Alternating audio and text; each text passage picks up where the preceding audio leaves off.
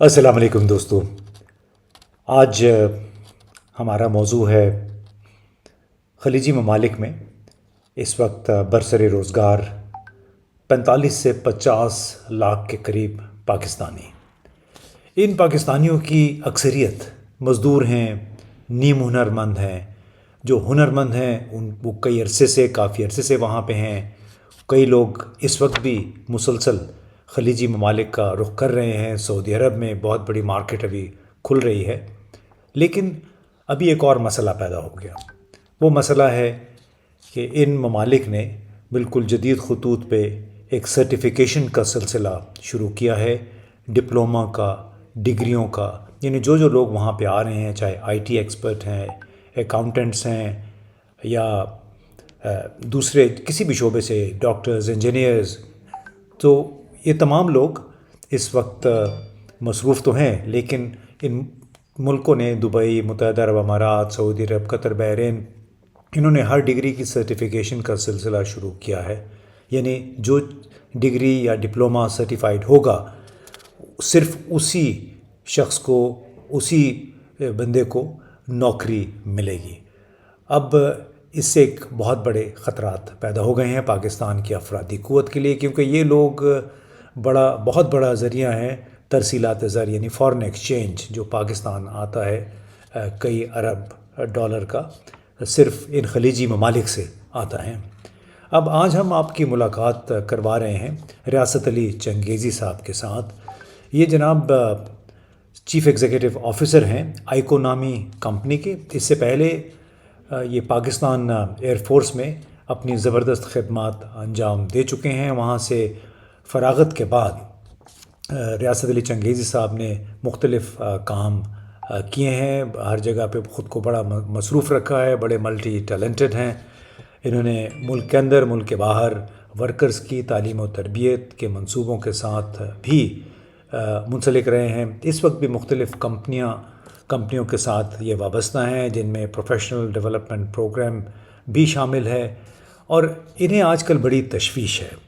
यानी मशरिक़ वस्ता में, ख़लीजी ममालिक में वर्कर्स की सर्टिफिकेशन के हवाले से जो प्रोग्राम शुरू हुआ है, ये समझते हैं कि इस प्रोग्राम की वजह से कई लाख लोग, कई लाख पाकिस्तानी मुतासिर हो सकते हैं। अगर उनकी डिग्रियां सर्टिफाई ना हों, उनके डिप्लोमे, प्रोफेशनल डिप्लोमास हैं, तो उन्हें पाकिस्तान वापस भेज दिया जाएगा।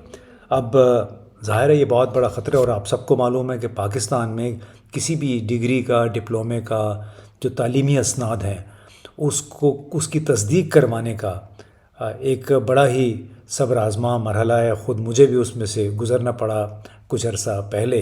यानी हमारे इतने पुराने दकियानूसी किस्म के ब्यूरोक्रेटिक निज़ाम हैं कि उसमें लोग बेचारे रुल जाते हैं। दूर दूर से इस्लामाबाद आते हैं, हायर एजुकेशन कमीशन या इस तरह के और बहुत सारे इदारे हैं जहाँ पे डिग्रियाँ तस्दीक के लिए आती हैं, लेकिन वो अपना इतना उसमें वक्त लग जाता है, पैसा भी बर्बाद होता है उसमें। तो इस तमाम निज़ाम को मद्देनज़र रखते हुए रियासत अली चंगेज़ी साहब बहुत परेशान हैं कि अगर तो सख्ती से दूसरे ख़लीजी ममालिक ने इस सर्टिफिकेशन के प्रोसेस पे अमल शुरू कर दिया, तो इसमें पाकिस्तान बहुत पीछे रह जाएगा। हालांकि उनका ये कहना है कि भारत, मोरक्कश, फ़िलिपीन, वियतनाम, इन मुल्कों ने अपने यहाँ पहले ही से सर्टिफिकेशन के बाकायदा नया एक अंदाज़ इख्तियार किया है, ताकि उनके वर्कर्स को ख़लीजी ममालिक में किसी मुश्किल का सामना करना ना पड़े। तो आज हम आपकी मुलाकात रियासत अली चंगेज़ी साहब से करवा रहे हैं, और उनसे हमने बुनियादी तौर पे यही सवाल किया कि जो तालीमी असनाद या डिप्लोमास की तस्दीक वगैरह के हवाले से जो पाकिस्तान में पहले ही मसाइल मौजूद हैं, अब ख़लीजी ममालिक में अगर ये डिमांड पैदा हो जाती है, तो फिर क्या होगा पाकिस्तान के वर्कर्स के, और इनकी तशवीश क्यों है इतनी ज़्यादा, और पाकिस्तान के वर्कर्स पे इसका असर क्या पड़ेगा। मतलब पाकिस्तान के लिए तवीलुल मयाद नुकसान क्या हो सकता है अगर पाकिस्तान के निज़ाम अपडेट ना हुए, तालीमी असनाद का, डिप्लोमास को तस्दीक करने का सिलसिला बेहतर ना हुआ, और हुकूमत पाकिस्तान ने भी इस हवाले से अपनी अप्रोच तब्दील ना की, तो फिर उसका असर क्या होगा पाकिस्तान से अफरादी क़ुव्वत की बरामद का, ख़ास तौर पे खलीजी ममालिक को?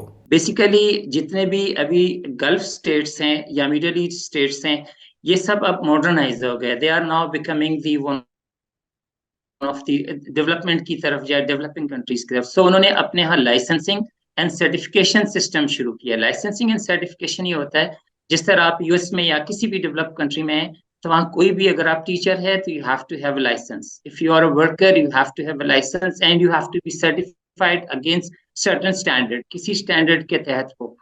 अब पहले जो पाकिस्तानी वर्कर्स गए हमारे, वो अगर आप सिंस 70 से देखें जितने लोग गए उनके यहाँ ये कॉन्सेप्ट नहीं था। अगर हमारा टीचर गया, he was a degree holder, अब उसकी डिग्री एचएससी से अप्रूव की नहीं थी, they did not nobody asked them. अब वो पूछ रहे हैं बिकॉज अब उन्होंने अपने टीचर के लाइसेंसिंग की रिक्वायरमेंट रखी है, उन्होंने लेवल बनाया हुआ है किस लेवल के इस तरह के टीचर हैं। उसकी सर्टन रिक्वायरमेंट लाइक टीचर्स के लिए 16 साल की एजुकेशन हो, फिर उसकी डिग्री एचएससी से अप्रूव्ड हो, और सर्टन चीजें इसी तरह वर्कर्स के लिए है। अब हमारे वर्कर्स जो है वो ज्यादातर अनपढ़ है, दे आर पढ़े लिखे नहीं है, but they are very skilled people.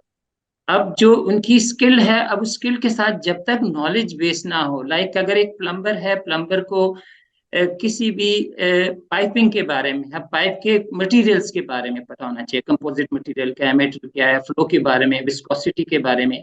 इसी तरह अगर एक इलेक्ट्रिशियन है, इलेक्ट्रिशियंस को पता होना चाहिए कि जो डोमेस्टिक वायरिंग या कमर्शियल वायरिंग, उसके बाद जो घर की वायरिंग है, फैक्ट्री की वायरिंग है, उसके किस तरह होना चाहिए। लाइक अगर आप वायरिंग करते हैं, आपको उसके प्रॉपर चीजों का कोडिंग का पता होना चाहिए, फिर सर्टन थ्योरीज हैं, सर्टन चीजें, सो दैट जब आप रिस्क मिटिगेशन करते हैं, जब आप हैजर्ड्स देखते हैं, तो हैजर्ड्स को प्रॉपरली कंट्रोल्स कर सकें। अब हमारे वर्कर्स के साथ ज्यादातर हमारे वर्कर जो है इस तरह है कि ये लोग गए हैं, ये स्किल्ड है। हमारे जो इवन वाइट कॉलर वर्कर्स गए, वो भी इसी तरह सर्टिफिकेट्स पे गए, they are not very conversant. अभी रिसेंटली कुछ लोगों से मेरा कांटेक्ट हुआ, वो आए थे पाकिस्तान, भाई आप किस लिए आए जनाब, हमें उन्होंने वार्निंग दे दिया है कि जनाब आप अपने ये लाइसेंस के मुताबिक तैयार करें, हम आए एचएससी से अप्रूवल करने हैं। कुछ लोग यहाँ सर्टिफिकेट वगैरह बना रहे हैं। अच्छा, दूसरा, हमारे कुछ वर्कर्स जब गए, वो किसी वर्कशॉप से कहीं से लाइसेंस लेके या सर्टिफिकेट लेके गए, वो उन्होंने एक्सेप्ट किया, अब उसकी वैल्यू नहीं रही। बिकॉज अब उनके जो मिनिस्ट्रीज हैं उन्होंने प्रॉपर सर्टिफिकेशन रिक्वायरमेंट किसी स्टैंडर्ड के तहत बनाया, उनकी स्टैंडर्ड उनकी रिक्वायरमेंट है। अब हमारे यहाँ गवर्नमेंट को भी पता था ये, कई साल से पता है। अभी मुझे कुछ लोग मेरे like there is a person जो कि सुपरवाइजर था, उसने 30-40 साल वहाँ काम किया। अब उस बेचारे को उन्होंने कहा जी आप चले जाए। अब यहाँ रहे, he is a very expert, मगर वो पढ़ा लिखा नहीं, उसको जॉब नहीं मिलता। तो मैंने उसको क्या कहा कि मैंने कहा यार, जब भी तुम्हें मजदूरी ना मिले मेरे घर आ जाओ। घर आता है, मैं झूठ मूठ से कहता हूँ काम करो, ताकि इसकी अना मजरू ना हो, सो उसको मजदूरी दे देते हैं।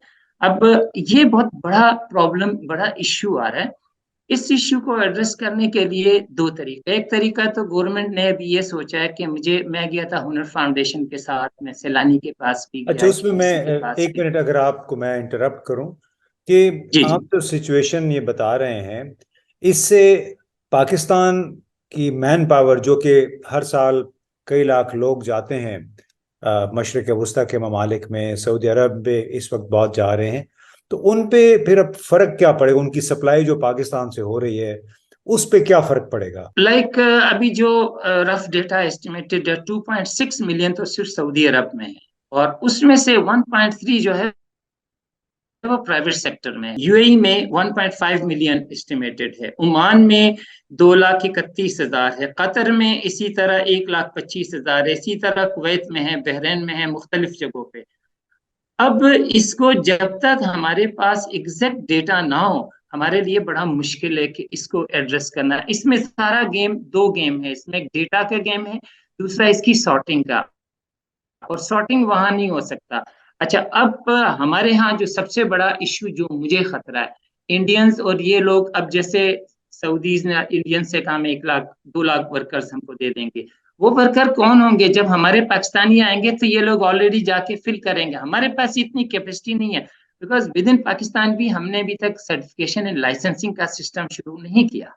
ये तो गवर्नमेंट लेवल पे मैं आपको बता दूंगा कि हमारी क्या स्ट्रेटेजी होनी चाहिए, कैसे होना चाहिए। मैं वही इस पूछना चाह रहा हूँ प्रॉब्लम कि को ये 2-3 अभी, साल से लिंग जी मैं ये पूछना चाह कि आपका अभी हुकूमत पाकिस्तान से मुतालबा क्या है, क्या करना चाहिए हुकूमत को फौरी तौर पे कि ये जो खतरा सर पे मंडला रहा है ये किसी हद तक टल जाए, पेशबंदी हो जाए, कबल इसके कि लाखों पाकिस्तानियों को इन इलाकों से महज इस बुनियाद पे निकाल दिया जाए कि उनके पास लाइसेंसेस नहीं है, उनकी क्वालिफिकेशन सर्टिफाइड नहीं है। अच्छा, इसके लिए जो मैं पहले एफर्ट्स बताऊंगा। एफर्ट हम नहीं है कि हमने सैलानी के साथ मिलाया, सैलानी के सीईओ जो है उनसे बातचीत की, उन्होंने प्राइम मिनिस्टर से बात की, prime minister, acting prime minister को कहा, एक्टिंग प्राइम मिनिस्टर ने मिनिस्टर ऑफ ओवरसीज को कहा, मिनिस्टर ऑफ सीज को कहा आप इनके साथ एक सबसे पहले सऊदी अरब का करें, एक मीटिंग करें जिसमें पाकिस्तान एम्बेसडर हो, मिनिस्टर ऑफ ओवरसीज हो और सैलानी और हम हो इकट्ठे। सो वो नहीं हो सका। हुकूमत को अर्जेंट बुनियादों पे क्या करना चाहिए, अच्छा, हुकूमत को तजवीज सबसे क्या है पहले तो आपकी? हम सबसे पहले तो देखिए इसको, इसके हम जो है ना 8 तरह से मेरी रिकमेंडेशन जो पहले यह है कि डिप्लोमेसी एंड बायलैटरल एग्रीमेंट के थ्रू गवर्नमेंट ऑफ पाकिस्तान इनके साथ बातचीत करे कि जनाब आपने जो लाइसेंसिंग इश्यू किया है या जो सर्टिफिकेशन है हम इसको एड्रेस करना चाहते हैं और हम इसको इमीडिएट वहीं पे ऑन द स्पॉट एड्रेस करेंगे। अच्छा, उसके लिए अगर वो एग्री हो जाए तो उसके लिए दूसरा चीज ये है कि हमें उनके स्टैंडर्ड, जैसे उनका स्टैंडर्ड सपोज यूए ने कहा कि अगर आप टीचर है तो ये रिक्वायरमेंट है, आप वर्कर है तो ये फलाम वर्कर है, ये रिक्वायरमेंट, हमें उसको स्टडी करने दे, तो स्टडी किया। दूसरा, गवर्नमेंट ऑफ पाकिस्तान डेटा दे दे हमें, उस डेटा को हम सॉर्ट आउट करेंगे, because this is not one worker, इसमें ये मल्टी डायमेंशनल है। हम उसको दो हिस्सों में, ब्लू कॉलर व्हाइट कॉलर, फिर ब्लू कॉलर में सेग्रीगेट करेंगे, व्हाइट कॉलर में सेग्रीगेट करेंगे। उसके लिए हमने टीमें तैयार की है या हमने यूनिवर्सिटीज को तैयार किया है। इसी तरह अभी जो गवर्नर पंजाब ने प्राइवेट कॉलेजेस, प्राइवेट यूनिवर्सिटीज को बुला के उन्होंने भी एक मीटिंग की है, वो भी अपनी तैयारी कर रहे हैं। सो अगर हमें डेटा मिल जाए, डेटा सॉर्ट आउट करते हैं, फिर उस रिक्वायरमेंट को देखते हैं, उस रिक्वायरमेंट के मुताबिक हम तैयारी करते हैं और वहां जाके बैठते हैं और चीजें वही से सॉर्ट आउट करके, अगर किसी की डिग्री की ऑथेंटिकेशन करनी, सर्टिफिकेशन वही कर दे, किसी को छोटे मोटे कोर्स कराने वही करा दे, किसी की सर्टिफिकेट का प्रॉब्लम है सर्टिफिकेट वहां सॉल्व करें। तो उसके बाद ये जो गैप है ये ब्रिज इसी तरह हो सकता है। दूसरा, हमारे पास जो वो हमारे वर्कर्स हैं उनकी लीगल प्रोटेक्शन के लिए गवर्नमेंट गवर्नमेंट बात करे, अगर वो प्राइवेट कंपनी है तो प्राइवेट से बात करें। इसी तरह उनके कॉन्ट्रैक्ट को भी देखे ताकि वो अभी मसला इस वक्त क्या होगा, मसला ये होगा कि जो ही इनका कॉन्ट्रैक्ट खत्म होता है उसको भेज देंगे और उसके बाद दोबारा नहीं उसको रखेंगे, वो फिर इंडियंस और बांग्लादेशीज रखेंगे। सो मेरा पॉइंट, इमीडिएट गवर्नमेंट हमें डेटा दे दें जो इनके पास मौजूद है, उस डेटा को हम सॉर्ट आउट करेंगे। दूसरा, गवर्नमेंट उनके साथ बातचीत करें कि जनाब आप हमारे वर्कर्स हो, वहीं आके वही आप मसला हल कर देंगे। और तीसरा, उनके जो स्टैंडर्ड है वो स्टैंडर्ड वो तो मिल जाएगा, वो हम खुद भी जाएंगे किसी तरह उस स्टैंडर्ड को स्टडी करके उसके मुताबिक हम इस गैप को ब्रिज, मुझे, डाइवर्सिटी ऑफ। अच्छा जी, मुझे ये बताएं कि अगर हुकूमत अब फौरी तौर पे ये नहीं करती तो उसका नतीजा क्या होगा? नतीजा ये होगा कि बहुत ज्यादा अनएम्प्लॉयमेंट होगी, ये लोग आएंगे और मुझे ये भी खतरा है कि एक दिन ये लोग चोरी शिकारी बढ़ जाएगी और फिर वो घरों में इस तरह हमले करने शुरू। यू जस्ट इमेजिन 2.6 मिलियन तो सिर्फ सऊदी अरब में है, 1.5 मिलियन यूए में, हर मुल्कों में 4.5 मिलियन तो इससे ज्यादा हो जाता है। अगर इतने सारे लोग आए, रेमिटेंस का क्या होगा, इनके सारे पैसे, फिर इनकी फैमिलीज का क्या होगा, बिकॉज इतने ज्यादा तो इन्होंने कमाया नहीं है। ये अब वो रनिंग चल रहा है, वो पैसा चल रहा है तभी तो इनका सारा चल रहा है। फिर गवर्नमेंट को कितना नुकसान होगा। जस्ट आप अगर 1000 आप दिरहम एक का कर लें, 3 मिलियन का कर ले, 1000 दिरहम, और इसको कितना पाकिस्तान को रेमिटेंस में नुकसान होगा। सेकेंड, इसकी फैमिली इसको कौन संभालेगा, ये बहुत बड़ा मसला है which the government is not realising कि यार ये बहुत बड़ी मुसीबत आने वाली। अच्छा रियासत साहब, आप जी इतने जी। अरसे से कोशिश कर रहे हैं, हुकूमत के साथ मुख्तलिफ इदारों के साथ आप मिले हैं, उनको सेंसिटाइज किया जाए कि हमारे बैरूनी ममालिक में वर्कर्स हैं उनके लिए सर्टिफिकेशन कैपेसिटी बिल्डिंग बड़ा ज़रूरी है। और आपको उसका जवाब क्या मिला? हमारे लोग क्या कहते हैं कि इन लोगों को आने दें और यहाँ पे हम कुछ करेंगे फिर? अच्छा, इन जो मुझे जवाब मिला है, उन्होंने कहा यार हमने बड़ी अच्छी स्ट्रेटेजी बनाई, जब ये वापस आएंगे हम इन्हें ट्रेन करेंगे, सर्टिफाई करेंगे, फिर वापस भेज देंगे। अब आई डोंट नो ये किस तरह उनको उनके जहन में आ गया, और तैयार भी कि उन्होंने कहा न्यू टेक को लगाया हमने, हुनर को ये दिया है। जबकि मैं उनसे मिलता हूँ, they are also not prepared.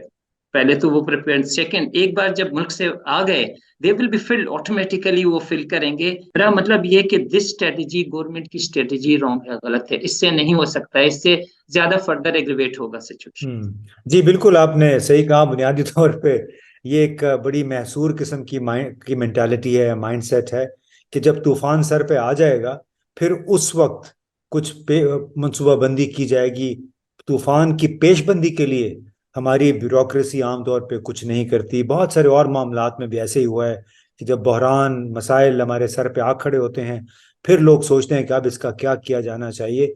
उससे पहले यानी थोड़ी सी दूर की मीडियम लॉन्ग टर्म मनसूबाबंदी उसके लिए मौजूद नहीं होती। बुनियादी तजवीज़ ये है, बल्कि मैं कहूँगा मुतालबा है एक दर्दमंद पाकिस्तानी के तौर पे, कि हुकूमत को फौरी तौर पे पहले तो जो जितने भी खलीजी ममालिक की हुकूमतें हैं उनके साथ बात करे कि हाँ जी आपने जो नया मैकेनिज्म शुरू किया है हम उससे इत्तेफाक करते हैं, और फिर उस मैकेनिज्म उसकी बुनियाद पे फिर अपने सर्टिफिकेशन को स्ट्रीमलाइन करने के लिए कब लिस्के के लोगों को वापस भेजा जाए, वहीं पे जाके शायद कोई कैपेसिटी बिल्डिंग भी हो जाए। तो इस किस्म के इकदाम फौरी तौर पे हुकूमत को करने चाहिए ताकि इस खतरे को टाला जा सके। रियासत अली जंगेई साहब, बहुत बहुत शुक्रिया।